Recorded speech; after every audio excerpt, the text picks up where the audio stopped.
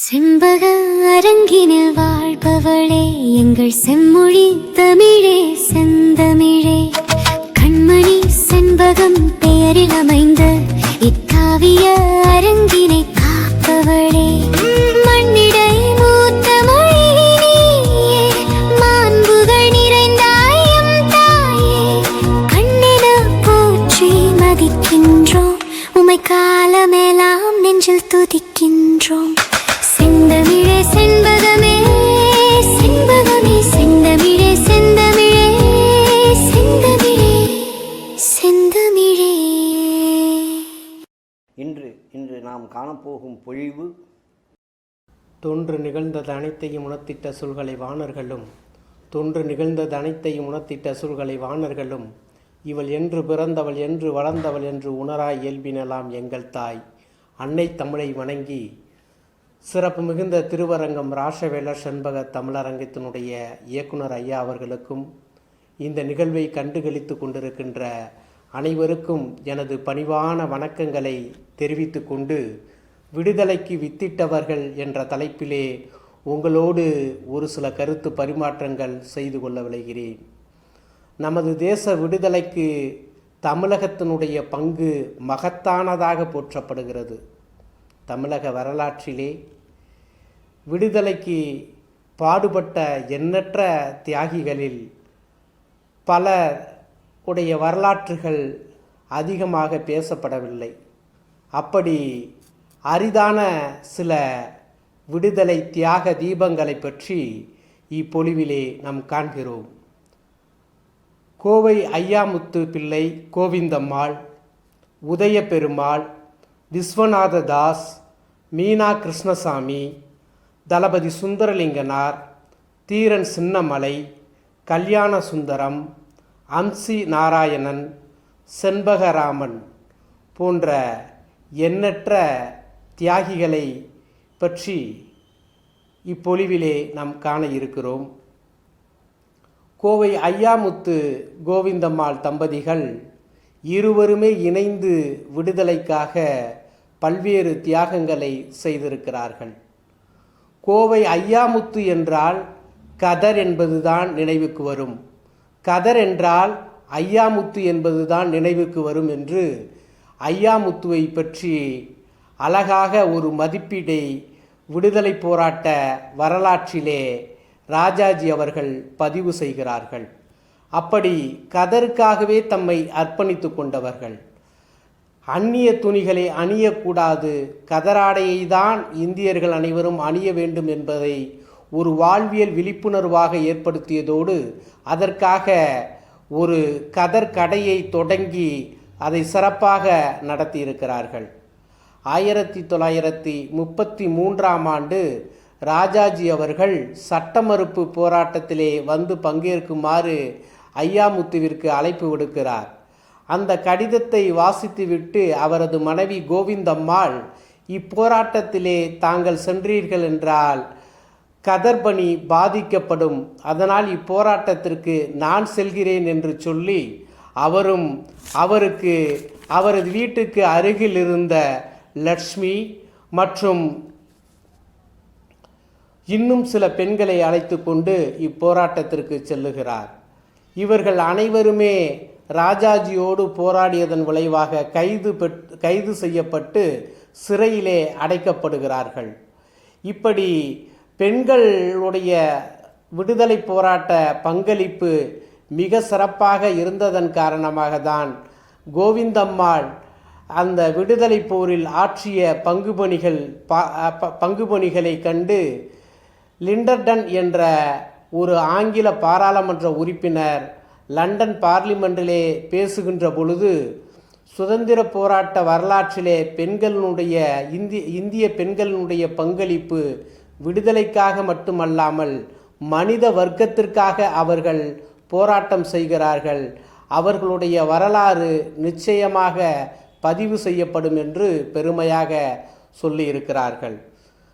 உதய பெருமாள் என்று இயற்பெயர் கொண்ட துப்பாக்கி கவுண்டன் என்று தருமபுரியை சார்ந்த ஒரு விடுதலை தியாகி முதலிலே ஆங்கில படையிலே இருக்கிறார்.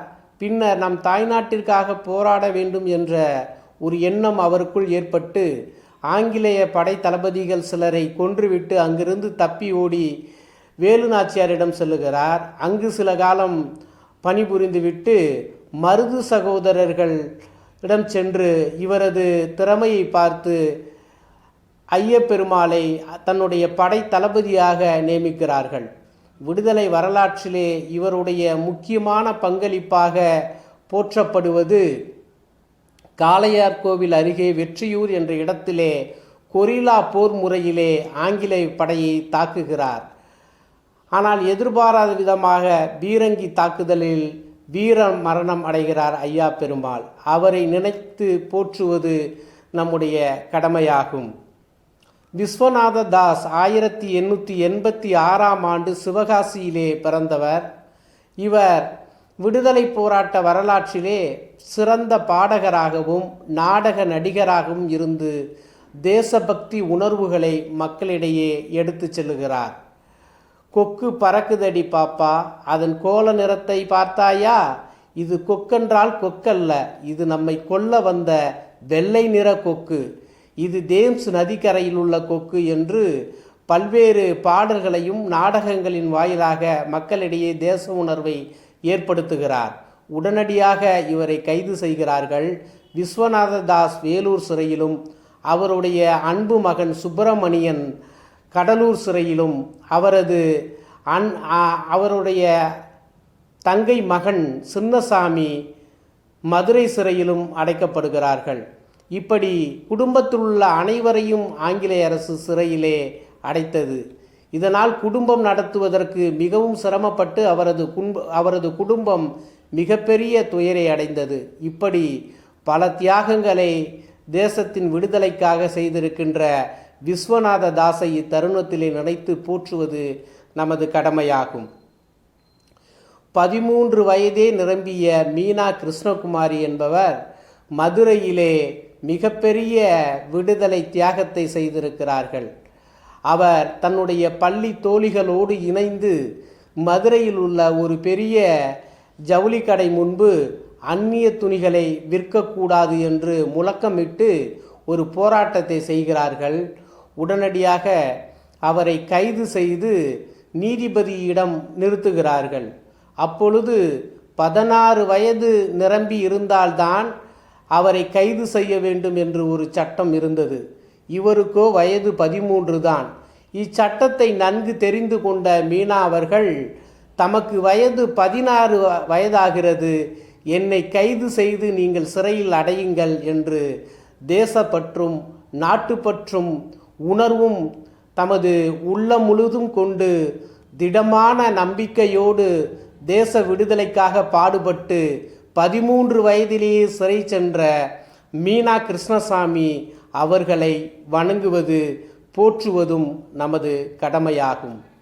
தளபதி சுந்தரலிங்கனார் இவர் பாஞ்சாலங்குறிச்சியிலே கட்டபொம்மனுடைய போர்ப்படை தளபதியாக விளங்கினார். இவரை பற்றி ஒரு சிறிய பாடலிலே அழகாக சொல்லுகிறார். கருப்பன் கட்டபொம்மன் என்றால் காலானும் நடுங்குவான் என்று சொல்லுகிறார்கள். அத்தகைய உயர்ந்த வீரத்தை கொண்டிருக்கிறார்கள். கட்டபொம்மன் ஆங்கிலேயருடைய ஆயுத கிடங்கு ஒன்று இருக்கிறது, இதை அழிக்க வேண்டும், இதற்கு யார் முன் வருவார்கள் என்று கேட்கிறார். உடனடியாக சுந்தரலிங்கம் ஒரு படை தளபதியாக நானே முன் வருகிறேன், நானே இந்த ஆயுத கிடங்கை அழிக்கும் வேலையை செய்கிறேன் என்று அவர் மட்டும் சொல்லாமல் அவரது குடும்பத்தில் இருந்த அனைவரையும் அழைத்து கொண்டு தமது உடலிலே தீப்பந்தமாக்கி கொண்டு தனது உடலை, அதேபோன்று அவரது குடும்பத்தில் உள்ளவர்களும் தீப்பந்தமாக்கி அந்த மருத்துவ கிடங்கிலே அந்த ஆயுத கிடங்கிலே இறங்கி அந்த வெள்ளையர்களுடைய ஆயுதங்கள் அனைத்தையும் அழித்தார்கள், தம்மையும் அழித்து கொண்டார்கள். இத்தகைய குடும்பத்தரோடு இணைந்து சுதந்திர போராட்டத்திற்காக ஆங்கிலேயருடைய அந்த ஆயுத கிடங்கை அழித்தது மட்டுமல்லாமல் அவரது உள்ளத்தில் இருந்த அந்த ஆணவத்தையும் அழித்து இந்திய விடுதலைக்காக தமது உயிரையும் தியாகம் செய்து ஒரு மிகப்பெரிய தியாக தீபமாக சுந்தரலிங்கனார் விளங்கி கொண்டிருக்கிறார்கள்.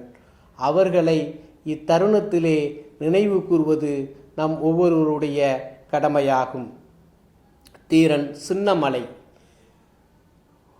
முன்பு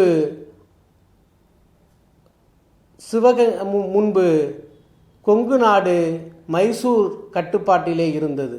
கொங்கு நாட்டிலிருந்து வரியெல்லாம் மைசூருக்கு சென்று கொண்டிருந்தது. அப்பொழுது வரி வசூல் செய்து மைசூருக்கு சென்று கொண்டிருந்தவர்களை மறித்து, இது எங்கள் நாட்டு பணம், அங்கே எடுத்து செல்லக்கூடாது என்று ஒருவர் கூறுகிறார். நீ யாரென்று கேட்கின்ற பொழுது, சிவன்மலைக்கும் சென்னிமலைக்கும் இடையில் உள்ள சின்னமலை நான் என்று தீரத்தோடு அவர்களை எதிர்த்து வாதிடுகிறார், போரிடுகிறார். அன்று முதல் அவர் தீரன் சின்னமலை என்று அழைக்கப்படுகிறார். இவர் குறிப்பிட்ட விடுதலை வரலாறு என்பது சேலம் பகுதியிலே ஆங்கிலேயருக்கு எதிராக மேக்ஸ்வெல் என்ற ஒரு படை தளபதியை கொன்று ஒரு மிகப்பெரிய தீரத்தோடு போரிட்டு ஆங்கிலேயர்களை எதிர்த்தார். இதன் காரணமாக இவரும் கருப்பு சேர்வை, குளோதர், பெரிய நம்பி ஆகிய 4 நபர்களை பிடித்து இவர்களுக்கு தூக்கிலிடுவதென்று முடிவு செய்யப்பட்டது. தூக்கிலிடுவதற்கு முன்பு அங்கு இருந்தவர்களை நீங்கள் விலகிக் கொள்ளுங்கள் என்று சைகை காட்டி இந்த 4 பேரும் அவர்களாவே தூக்கிட்டு கொண்டார்கள். இப்படி தேசத்தின் விடுதலைக்காக தம்மை மாய்த்து கொண்டு விடுதலை இந்தியா பெற வேண்டும் என்பதற்காக மிகப்பெரிய தியாகத்தின் உருவமாக தீரன் சின்னமலை, பெரிய நம்பி, கருப்பு சேர்வை, குளோதர் என்ற அந்த 4 நபர்கள் விடுதலை வரலாற்றிலே போற்றப்படுகிறார்கள். அவர்களை நினைவு கூர்வது நம் ஒவ்வொருவருடைய தலையாய கடமையாகும். கல்யாண சுந்தரர் என்று அழைக்கப்படுகின்ற இவர் ரயில்வே தொழிலாளியாக விளங்கினார். 1935ஆம் ஆண்டு ஜனநாயக வாலிபர் சங்கம் என்பதனை ஏற்படுத்தி ரயில்வே காலனியில் உள்ள ஒவ்வொரு வீட்டிலும் தேசிய கொடியை ஏற்றி அங்கு தேச உணர்வையும் நாட்டுப்பற்றையும் அவர்களிடையே விதைத்து விடுதலைக்காக மிகப்பெரிய தியாகத்தை கல்யாண சுந்தரனார் ஏற்படுத்தினார். இதன் காரணமாக இவர் சிறைப்பிடிக்கப்பட்டார். வேலூர் சிறையிலே இவர் பலகாலம் அடைக்கப்பட்டார். இவரது பூர்வீகம் திருச்சி அருகே குளித்தலை அருகில் இருந்தது. இப்படி நமது பகுதியை சார்ந்தவர்களும் தேச விடுதலைக்காக மிகப்பெரிய பங்களிப்பையும் சிறப்பினையும் செய்திருக்கிறார்கள். அம்சி நாராயணன் என்ற ஒரு விடுதலை போராட்ட வீரர் மிகச்சிறந்த பாடலாசிரியராகவும் ஒரு பாடல்களை இயற்றுகின்ற கவிஞராகவும் விளங்கினார். இவருடைய மிகப்பெரிய பங்களிப்பு போராளிகளின் பாடல்கள் என்ற ஒரு தொகுப்பினை வெளியிட்டிருக்கின்றார். 1942ஆம் ஆண்டிலே மகாத்மா வார இதழை தொடங்கி தேசபக்தி மிக்க பல்வேறு சிந்தனைகளையும் கருத்துக்களையும் மக்களிடையே தூவியிருக்கிறார்கள். இவருடைய ஊர் அம்சி. இவர் விடுதலைக்கு பின் பாரதத்தினுடைய முதல் பிரதமர் ஜவஹர்லால் நேரு அவர்கள் தமிழகத்திற்கு வருகை தந்தபோது அம்சி நாராயணன் அவர்களை கண்டுகொண்டு நீங்களும் நானும் ஒரே சிறையில் இருந்தோம் என்று கட்டி தழுவி மகிழ்ந்திருக்கிறார்கள். அப்படி நம் பகுதியிலே வாழ்ந்த நம் வரலாற்றிலே அதிகமாக அறியப்படாத அம்சி நாராயணன் போன்ற விடுதலை போராட்ட தியாகிகளை நினைத்து நாம் பெருமை கொள்வோம். செண்பகராமன் வரலாற்றிலே மிகப்பெரிய இந்திய தேசிய விடுதலை வரலாற்றிலே மிகப்பெரிய புரட்சியாளராக அழைக்கப்படுகிறார். இவர் திருவனந்தபுரத்திற்கு அருகிலே கால்நடை வைத்தியராக ஜெர்மனி நாட்டைச் சேர்ந்த உளவாளி ஒருவர் திகழ்ந்து கொண்டிருந்தார். அங்கு அவருக்கு அந்த ஜெர்மனி உளவாளிக்கு சற்று உடல்நல குறைவு ஏற்பட்ட பொழுது செண்பகராமன் அவருக்கு அருகிலே இருந்து அவருக்கு வேண்டிய பல மருத்துவ உதவிகளை செய்து கொடுத்திருக்கிறார். இவருடைய அந்த ஒரு நல்ல மனப்பான்மையும் அந்த இளமையான தோற்றப்பொலிவும் தேசத்தின் மீது இவர் வைத்திருந்த அன்பையும் மரியாதையும் கவனித்து, உம்மை இத்தாலிக்கு அழைத்து செல்கிறேன், எம்மோடு வருவாயாக என்று அந்த ஜெர்மனி உளவாளி கேட்கவே செண்பகராமனும் இத்தாலிக்கு நான் வருகிறேன் என்று சொல்லுகிறார்.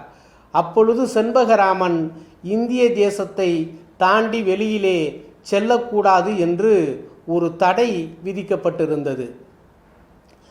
ஆங்கிலேய அரசு இந்த தடையை விதித்ததன் காரணமாக இலங்கைக்கு சென்று ஆங்கிலேய அரசுக்கு தெரியாமல் மறைமுகமாக இத்தாலிக்கு செண்பகராமன் தப்பி செல்லுகிறார் அந்த ஜெர்மனி உளவாளியோடு. அந்த ஜெர்மனி உளவாளி இத்தாலியிலே இவரை சென்று ஒரு கல்லூரியிலே சேர்க்கிறார். அந்த கல்லூரியிலே செண்பகராமன் தத்துவமும் விஞ்ஞானமும் மிக அழகாக பயிலுகின்றார்.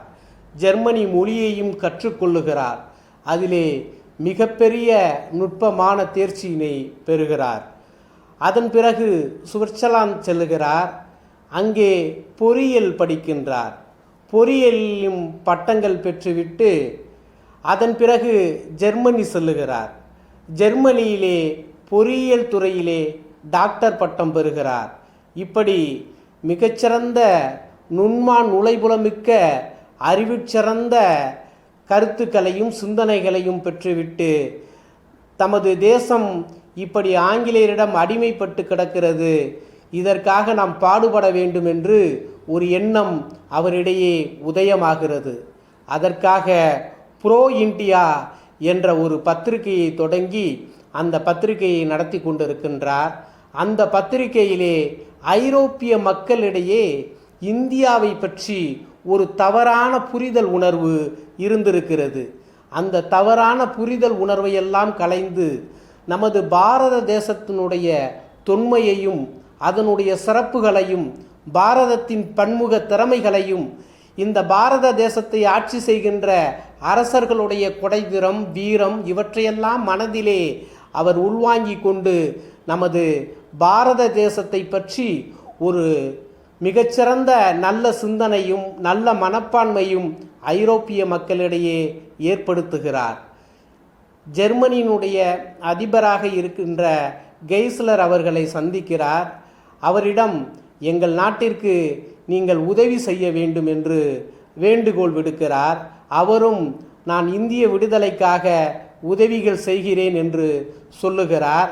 அதன் பிறகு ஐரோப்பிய நாடுகள் மற்றும் அயல் நாடுகளிலே வாழுகின்ற இந்திய மக்கள் அனைவரையும் ஒன்று திரட்டுகிறார். INV என்ற ஒரு அமைப்பை ஏற்படுத்துகிறார். அமைப்பை ஏற்படுத்தி நேதாஜிக்கு முன்பாகவே அவர் இந்தியாவிலே ஆங்கிலேயரை அகற்ற வேண்டும், அதற்கு பல்வேறு கட்ட முயற்சிகளை மேற்கொள்ள வேண்டும் என்று முனைப்போடு செயல்படுகிறார். அதற்கு முன்னோட்டமாக 1914ஆம் ஆண்டு செப்டம்பர் மாதத்திலே அவர் சென்னைக்கு வந்து செயின்ட் ஜார்ஜ் கோட்டையின் மீது குண்டுகளை வீசி ஆங்கிலேயருக்கு மிகப்பெரிய ஒரு கலக்கத்தையும் ஆங்கிலேயருக்கு ஒரு அச்சுறுத்தலையும் ஏற்படுத்திவிட்டு அவர் மறுபடியும் ஜெர்மனிக்கு தப்பி சென்று விடுகிறார். அப்போது ஜெர்மனியினுடைய அதிபராக ஹிட்லர் இருக்கிறார்.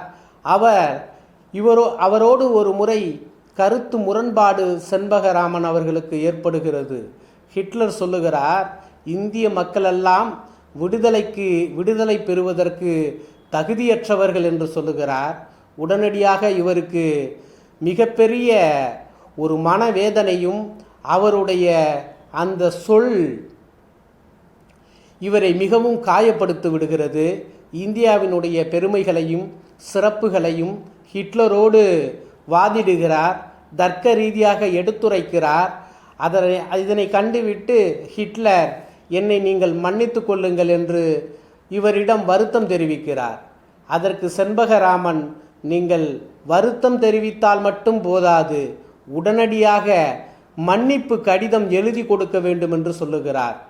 அப்படி அவரிடமிருந்து ஒரு மன்னிப்பு கடிதத்தை பெற்றுக்கொள்ளுகிறார்.